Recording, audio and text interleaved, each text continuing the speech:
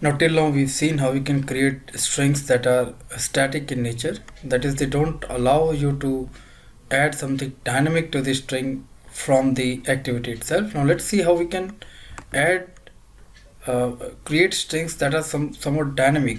That means these can be formatted or these can be added data from the activity.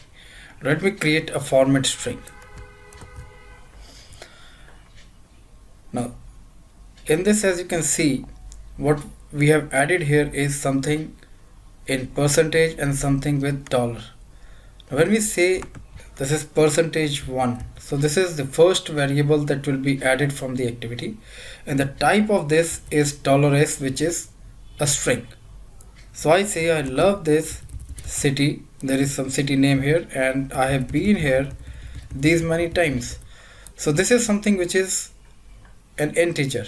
So we say this is %2, the second variable that is to be passed through the activity, and the type is decimal. So you could pass any value from an integer to a decimal value here. So this is a string which is a bit different from what we've been creating before. So it's not a static string. The content of this string will depend upon the values that we pass from the activity. So we need to pass in two values.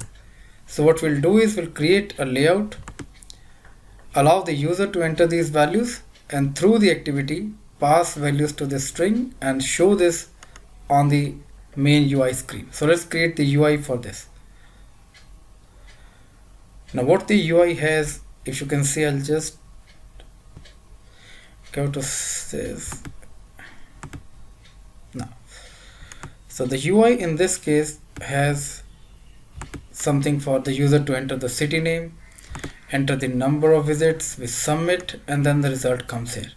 And on the submit we have a method plugged in for on click, and that method is called format string. So let's write this method called format string. Now we create a new activity, extends app compat, and add this to the Android manifest file, make it the launcher activity, and we need access to all the edit text and also to the text view where we need to print in the output. So let's bind all these through the find view by ID, and now let's come down to the main method, which is the format string. Now first of all, let's get the values from the edit text. Now the city name we are getting through the city edit text, and since this is a string, I need to convert this to an int.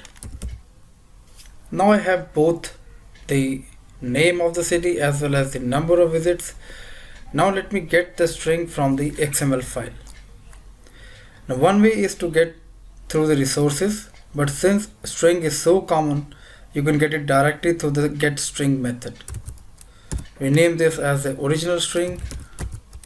So we get the string through the method called getString, and once you have this, you can format through a method called format, string.format, and this is what we'll be using, the string to format, and then the two values that you need to pass: city name, number of visits. And what this gives you is a new string. We name this as the formatted string, and simply we set this to the text view. So all said and done, we get access to all the UI components, obtain the values, and simply format the string and send it back to the text view. So let's just run this and see how this works.